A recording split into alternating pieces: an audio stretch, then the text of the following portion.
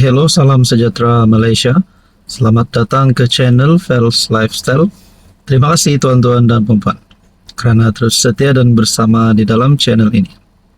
Saudara-saudara, baru-baru ini satu Malaysia digemparkan berkaitan dengan berita yang menyebut berkenaan PRU mengejut.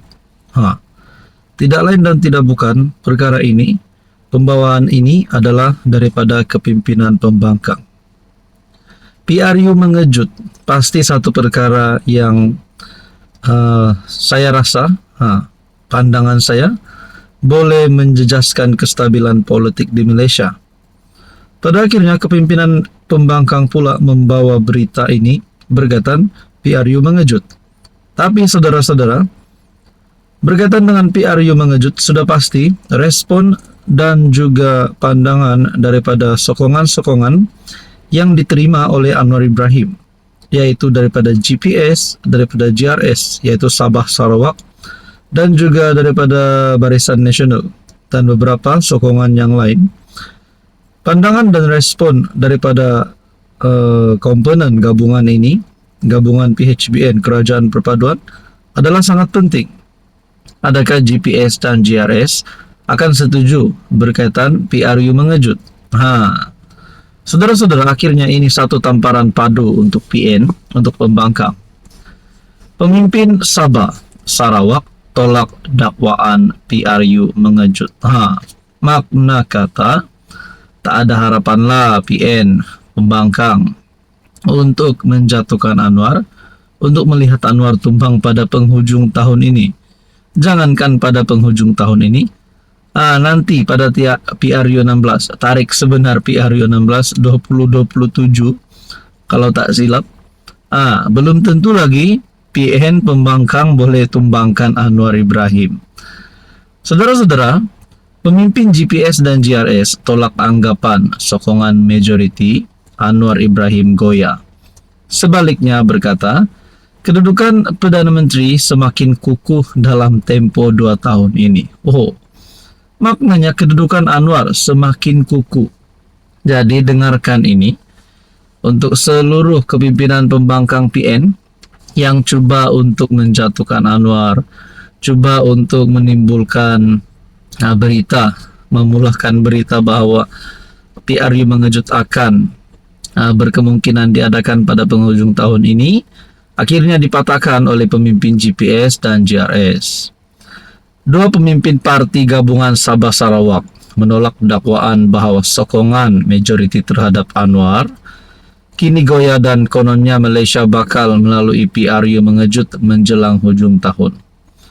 Abdul Karim Rahman Hamzah dari GPS dan Masidi Manjun dari GRS masing-masing menegaskan bahawa kedudukan Anwar malah semakin kukuh sejak beliau dilantik sebagai PM pada November 2022. Adakah harapan daripada PN dan pembangkang ini adalah untuk menjatuhkan Anwar? Berharap GPS dan GRS untuk menyokong PN. Adakah itu cita-cita pembangkang? Cita-cita PN? Lagipun saudara-saudara, kenapa cepat sangat nak tumbangkan Anwar? Ada satu tulisan yang saya lihat daripada Harapan Daily sebelum ini. Kononnya PN, kepimpinan PN ini cepat-cepat nak tumbangkan Anwar kerana mereka takut semakin tahun semakin jauh kemenangan Anwar dan mereka pula bakal meringkup dalam penjara bersama dengan Najib. Itu menurut spekulasi ataupun satu cerita lah, tapi kita pun tak tahulah apa sebenarnya sebab utama PN nak tumbangkan Anwar, nak cepat-cepat PRU. Jadi saudara-saudara, kita dapat lihat beberapa kepimpinan PN pun terpalit rasuah. Jadi pembawaan itu adakah boleh membawa mereka ke dalam kejayaan pada PRU 16 nanti? Kita nantikan sajalah. Yang penting GPS dan GRS tidak menarik sokongan, tidak akan masuk PN. Mana-mana MP GPS GRS tidak akan masuk PN, tidak akan sokong Muhyiddin. Sokongan mereka tetap kukuh terhadap Anwar Ibrahim. Apa komen Anda? Hai, hello, salam sejahtera Malaysia. Selamat datang ke channel Fels Lifestyle.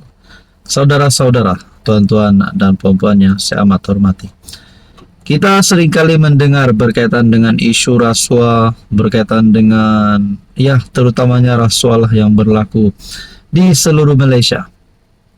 Jadi berkaitan dengan isu dan skandal rasuah yang sudah banyak berlaku di Malaysia sejak Anwar Ibrahim menjadi PM, saya dapat lihat bahwa isu-isu rasuah ini akhirnya perlahan-lahan dipecahkan, dibocorkan.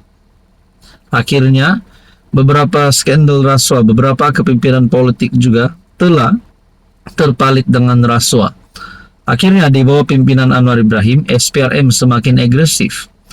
Jadi ada pula satu kenyataan daripada kepimpinan Bersatu Sabah yang mengeluarkan kenyataan ketegasan Anwar lawan rasuah cuma lakonan. Ini kenyataan Bersatu Sabah yang cukup berani. Berkata ketegasan Anwar untuk melawan rasuah cuma lakonan.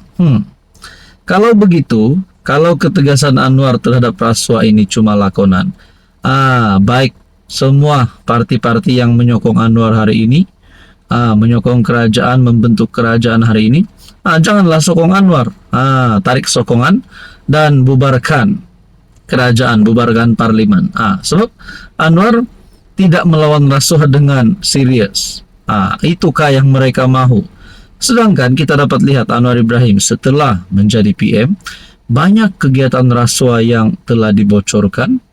Bahkan beberapa kepimpinan kerajaan yang dulu pun ada beberapa pendedahan daripada PM. Jadi bukankah itu satu perkara yang Anwar lakukan sebagai PM yang coba untuk mendedahkan kepada rakyat bahwa memang terdapat berlakunya rasuah di Malaysia ini. Dan kita dapat lihat komitmen Anwar untuk menghapuskan semua kaki-kaki sakau ini. Bersatu Sabah mempertikaikan komitmen PM untuk membasmi rasuah berikutan amaran Transparency International Malaysia bahwa skandal baru-baru ini di Sabah kemungkinan memberi kesan kepada indeks persepsi rasuah CPI tahun depan. Timbalan Ketua Bersatu Sabah Muhammad Affan berkata, 4 bulan telah berlalu sejak dakwaan rasuah berkaitan lesen cari gali mineral diadakan. Kegagalan kerajaan pimpinan Anwar mengambil tindakan tegas dari segi politik maupun perundangan walaupun sudah 4 bulan skandal ini didedahkan dengan mengheret segera adun terlibat ke mahkamah. Jadi, kalau benarlah skandal rasuah di Sabah ini akan menjadi penyebab kepada Anwar kehilangan sokongan. Adakah bukan saja GRS, GPS, malah GPS juga akan menarik sokongan Anwar? Tapi saya rasa tidaklah. Anwar Ibrahim pasti mempunyai plan, pasti mempunyai rancangan berkaitan dengan skandal rasuah di Sabah.